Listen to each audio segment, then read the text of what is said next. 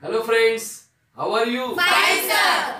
And how are your parents? Very fine, sir. Good. Do you know friends, as I am giving a lecture, your parents also do the same. The difference is that I teach you the lessons from the course book and your parents teach you the lessons from life's book. मी तुम्हाला शाळेच्या पुस्तकातून शिकवतो आणि तुमचे पालक तुम्हाला जीवनाच्या पुस्तकातून शिकवतात. आजच्या विषयाला सुरुवात करण्याआधी मी तुम्हाला रिक्वेस्ट करतो, माझे नवनवीन एज्युकेशनल आणि मोटिवेशनल व्हिडिओज पाहण्यासाठी आत्ताच सबस्क्राईब करा आणि हो, या बेलला टॅप करायला विसरू नका, म्हणजे मी जेव्हा जेव्हा नवीन व्हिडिओ अपलोड करेन तेव्हा ताबडतोब सर्वात आधी तुम्हाला कळेल. व्हिडिओ आवडला तर लाईक आणि शेअर करा. Friends, sometimes you get up late in the morning. तुम्ही उशिरा उठल्यावर आई बाबा 5 ते 10 मिनिटे जे बोलतात ती तुम्हाला कदाचित बडबड बडबड बडबड वाटत असेल, पण त्यावेळी ते तुम्हाला जे काही सांगतात ते असतं expansion of the theme, expansion of quotation, expansion of saying और एक्सपेन्शन ऑफ प्रॉवर्ब. तुम्ही उशिरा उठल्यावर ते ज्या विषयावर बडबडतात ना तो असतो early to bed, early to rise makes a man healthy, wealthy and wise. पण आपलं उलट असतं, लेट झोपायचं, लेट उठायचं आणि पहिली जाग आल्यावर झोपायचं म्हणजे झोपायचं. हो की नाही? खरं बोला. When you get less marks in the exam, your teacher gives you a lecture, but actually he guides you, he advises you.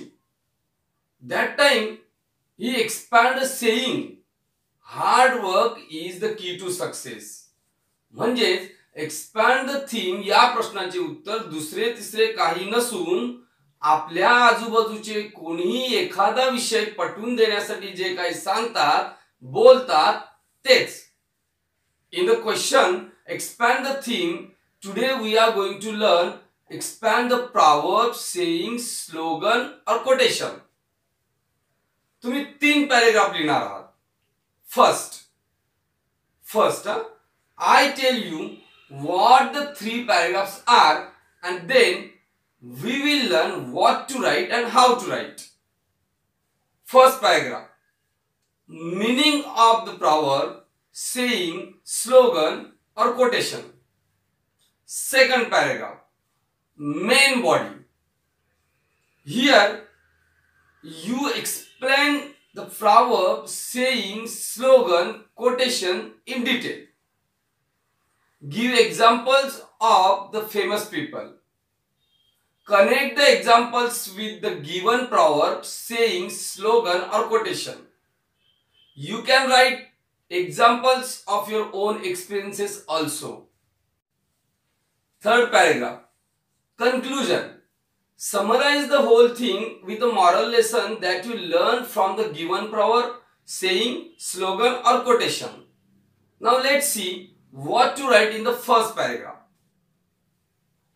Dash is wise and apt proverb. ही जी गाळे जागा दिले त्या गाळे जागामध्ये जी प्रॉवर्ब किंवा सेइंग किंवा स्लोगन कोटेशन दिलं असेल ते लिहायचं. This is applicable in our day to day life. This is an advisory thought. The meaning is, पुन्हा गाळे जागा दिलेले त्या गाळे जागामध्ये दिलेल्या प्रॉवर्बचा किंवा सेइंगचा, कोटेशनचा, स्लोगनचा तुम्ही अर्थ लिहायचा. थोडक्यात मेन बॉडीत मी आधी सांगितल्याप्रमाणे उदाहरणे, प्रसिद्ध व्यक्तींचे विचार, अनुभव, तुमचे स्वतःचे अनुभव लिहून ती म्हण, कल्पना, सुवचन स्पष्ट करा. समजा सक्सेस या थीमवर काहीही आलं. For example, hard work is the key to success. Success comes to those who dare and act. Where there is will, there's way. Rome was not built in a day. Slow and steady wins the race. Life is full of challenges. Success is a journey, not a destination. तुम्हाला प्रश्न पडला असेल मी काय लिहू?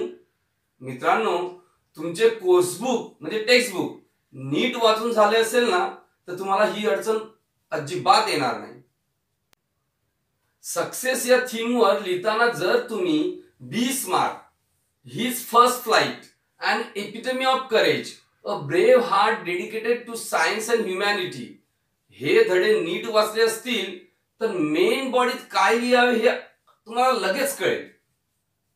म्हणजे textbook जर तुम्ही thoroughly, तुमचं कोर्सबुक जर तुम्ही पूर्णपणे काळजीपूर्वक वाचलं असेल तर तुम्हाला कोणताही विषय एक्सपॅन्ड करता येईल. Third paragraph, conclusion. कन्क्लुजन मध्ये काय लिहायचं बघा. This is a reality of life. If we have to live a meaningful and happy life we should not forget this proverb, saying, slogan, quotation because it teaches us.